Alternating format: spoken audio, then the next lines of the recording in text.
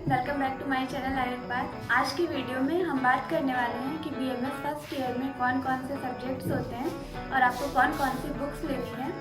तो सबसे पहले जो बेसिक इंट्रोडक्शन है वो मैं आपको दे देती हूँ कि जो फर्स्ट ईयर में सब्जेक्ट है वो 5 सब्जेक्ट है। नंबर 1 पे आता है पदार्थ विज्ञान, नंबर 2 पे क्रिया शरीर और हम बोल सकते हैं फिजियोलॉजी, और नंबर 3 पे आता है रचना शरीर या एनाटॉमी, एंड 4 पे संस्कृत, एंड जो आखिरी सब्जेक्ट और लास्ट सब्जेक्ट है हमारा वो है संहिता अध्ययन। तो 5 सब्जेक्ट होते हैं: पदार्थ विज्ञान, क्रिया शरीर, रचना शरीर, संस्कृत एंड संहिता अध्ययन। तो सबसे पहले स्टार्ट करते हैं हम पदार्थ विज्ञान से। तो जैसा कि जब मैंने भी एडमिशन लिया था तो मतलब पदार्थ विज्ञान का नाम सुन के ऐसा लगा कि क्या ही पढ़ना होता होगा। तो पदार्थ विज्ञान में हम पढ़ते हैं fundamental principles of Ayurveda, psychology of Ayurveda, और पदार्थ विज्ञान में बहुत सारी चीज़ें होती हैं जो आपके आयुर्वेद की जो जर्नी होने वाली है उसको ईजी बनाती हैं। तो इस सब्जेक्ट को बहुत अच्छे से कवर करते। तो कभी कभी आपको लग सकता है कि हम इसमें क्या ही मन, आत्मा, काल, दिशा ये सब पढ़ रहे हैं, पर जैसे जैसे आप उनको अच्छे से पढ़ेंगे तब आपको उनका जो बेनिफिट है तब आपको समझ में आएगा कि किस तरीके से संहिता अध्ययन में आपको चीज़ों को समझने में हेल्प कर रहे हैं, या टाइम की क्या वैल्यू है ये हमें तभी पता चलती है जब हम काल के बारे में अच्छे से समझ लेते हैं, किस टाइम पे कौन सी आपको मेडिसिन देनी है, क्योंकि आयुर्वेद जो है वो बहुत अलग है मॉडर्न से। तो इन सबको आपको अगर आयुर्वेद में अच्छा करना है तो पदार्थ विज्ञान पे अच्छी कमांड होना की जरूरी है। तो जो हमारे ITR जामनगर गुजरात में पदार्थ विज्ञान की बुक चलती है वो है डॉक्टर वैभव दादर सर की बुक। ये वाला जो बुक है ये ITR जामनगर गुजरात में चलता है। और अगर आपको स्टेट का कॉलेज है या आप अदर सेंट्रल यूनिवर्सिटी से हैं तो उनका जो बुक होगा वो डिफरेंट भी हो सकता है, क्योंकि डिफरेंट यूनिवर्सिटी में डिफरेंट बुक चलती हैं। बट अगर आपने एडमिशन ITR जामनगर गुजरात में लिया है तो आपको ये वाला बुक जो डॉक्टर वैभव दादर सर का है ये प्रेफर करना है। अगले सब्जेक्ट है हमारा क्रिया शरीर।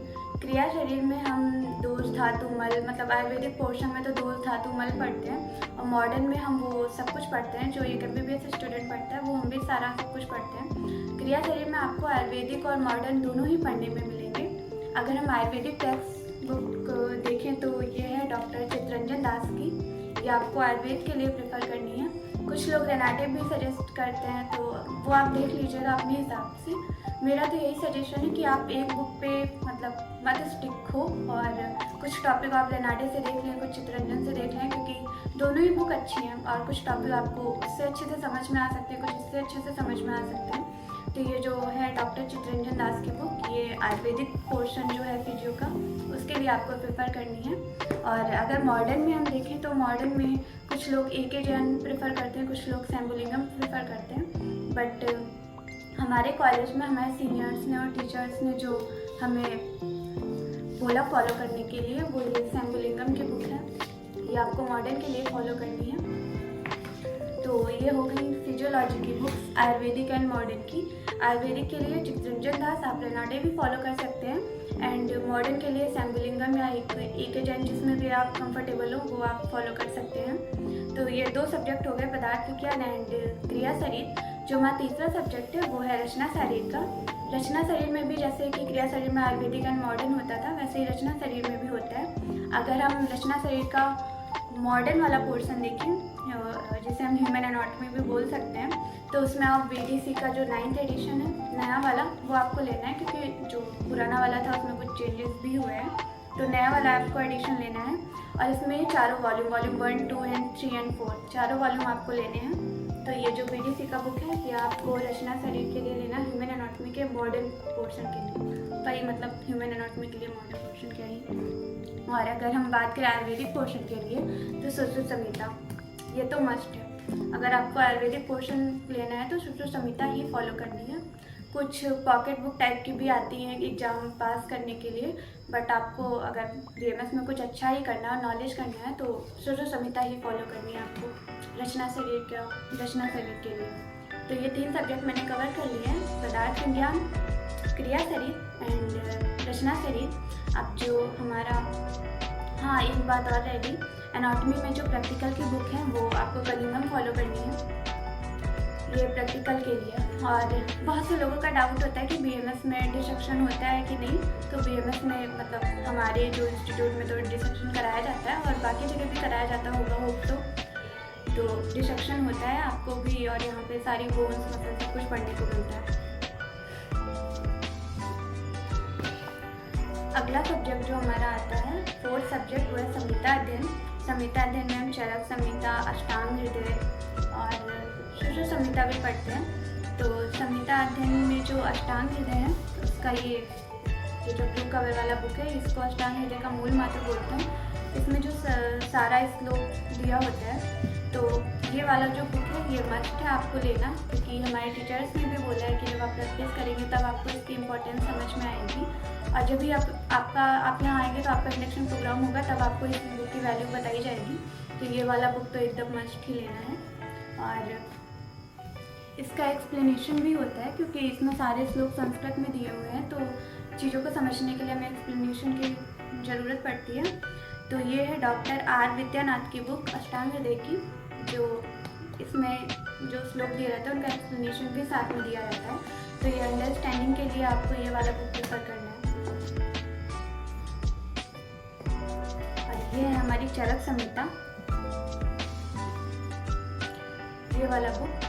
इसका हिंदी और इंग्लिश दोनों का एडिशन है। हमारे सीनियर्स ने हमें प्रेफर करा है कि हम हिंदी वाला पढ़ें, तो हम हिंदी वाला फॉलो करते हैं। टीचर्स ने भी इंग्लिश वाले में कोई दिक्कत नहीं है, शिशु संहिता में इंग्लिश में ही फॉलो करते हैं। बट चरक संहिता में ये हो जाता है कि श्लोक संस्कृत में दिए जाते हैं, पहले उसका मीनिंग हम हिंदी में लेते हैं, फिर उसका इंग्लिश में लेते हैं, तो मतलब मीनिंग काफ़ी चेंज हो जाता है। तो आपको इसका हिंदी वाला ही प्रेफर करना है।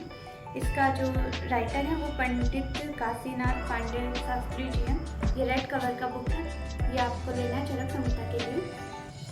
तो अब रही बात संस्कृत की, तो सबसे पहले तो लोगों का यही डाउट होता है कि BMS ले लिया तो क्या संस्कृत ही पढ़ना पड़ेगा? तो ऐसा कुछ भी नहीं है। संस्कृत आपको सिर्फ फर्स्ट प्रूफ में पढ़ना होता है, पेपर मतलब देना होता है, और उसके बाद आपको आगे नहीं पढ़नी है। और ये हमारे लिए बहुत अच्छा है कि हम ये संस्कृत का सब्जेक्ट हमारे में ऐड किया गया, क्योंकि अगर मोस्टली लोग CBSE बोर्ड से होते हैं तो आपको संस्कृत का श्लोक नहीं समझ में आएगा, उसका मीनिंग नहीं समझ में आएगा, तो आप आयुर्वेद में फिर संहिताएँ तो आपको पढ़नी है, वो तो एकदम कंपलसरी है। तो ये अच्छी बात है कि संस्कृत हमें पढ़ाया जाता है। और संस्कृत के लिए तो मतलब हम अलग से कोई भी बुक नहीं फॉलो करते हैं, जो सर क्लास में पढ़ाते हैं उनका नोट्स बनाते हैं, उसी से पढ़ते हैं। और काफ़ी इंटरेस्टिंग भी हो जाता है। स्टार्टिंग में आपको लगेगा हम क्या वापस से संधि और ये सब पढ़ रहे हैं, बट जैसे जैसे आपको उसकी वैल्यू पता चलेगी ना, वो सब्जेक्ट भी आपके लिए बहुत इंटरेस्टिंग होने वाला है। तो एक बार जो सारे सब्जेक्ट हैं उनको मैं समराइज़ कर देती हूँ। तो BMS फर्स्ट ईयर में 5 सब्जेक्ट हैं, पदार्थ विज्ञान, क्रिया शरीर, रचना शरीर, संहिता अध्ययन एंड संस्कृत। जो बुक्स थी वो मैंने आपको बता दी हैं, और फिर भी अगर आपको कोई भी डाउट होता है तो आप कमेंट सेक्शन में भी पूछ सकते हैं। और ये जो बुक्स मैंने बताई हैं ये ITRA जामनगर गुजरात में तो हम यही फॉलो करते हैं, बट हो सकता है other central university like BHU NIA या AIA गोवा में कुछ बुक्स दूसरी भी हो सकती हैं। कुछ बुक्स सारी नहीं होंगी। सोचो संहिता, चरक संहिता, अष्टांग हृदय, BDC, कलिंगम, ये तो सारी मस्ट है कि हर जगह सेम ही होती हैं। बट हाँ, पदार्थ विज्ञान की कुछ लोग अलग फॉलो करते हैं, क्रिया शरीर में कुछ चित्तरंजन फॉलो करते हैं, कुछ रेनॉल्डे फॉलो करते हैं, तो वो आपके इंस्टीट्यूट में हो सकता है, अलग भी हो सकता हो। बट चरक, सुश्रुत, अष्टांग हृदय और BDC ये सारी बुक सारे ही इंस्टीट्यूट में सेम होती है, चाहे फिर आप सेंट्रल यूनिवर्सिटी में पढ़ रहे हो चाहे आप स्टेट कोटा में पढ़ रहे हो। तो आज के वीडियो में मैंने सारे सब्जेक्ट और सारी बुक्स के बारे में कवर कर दिया है। So like, share and subscribe the channel for such information, and if you have any doubt then you can ask in the comment section. और मोस्टली लोगों का ये डाउट्स रह रहा है, काफ़ी कमेंट्स में मैंने देखा कि हमारी क्लासेस कब से शुरू होने वाली हैं।